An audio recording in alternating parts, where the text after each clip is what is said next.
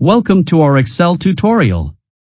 Today, we're going to learn how to use the VLOOKUP and some functions together to efficiently retrieve and some data from a table. Let's start with an example.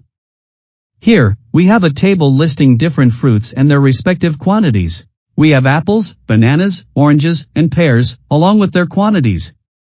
Now, to define a named range, first select the data range.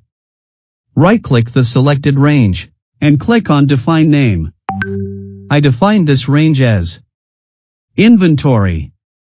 To make our formulas more readable, imagine we have another table where we want to look up the quantities of these fruits based on the items listed. We have the same list of fruits, but the quantity column is empty. To populate this table, we'll use the VLOOKUP and some functions. In cell F2, we use the formula. Type the formula. Type equal to. Type sum. Bracket start. Type VLOOKUP. Bracket start. Select apple. Type comma.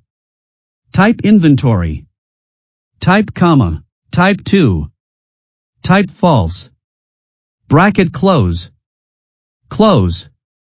And press enter key. This formula searches for the value in cell A2, which is apple, within the named range inventory. It then sums up the corresponding values from the second column of the range, which is the quantity column. And there you have it.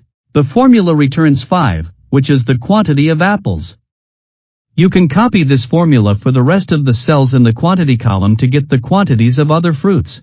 Thanks for watching.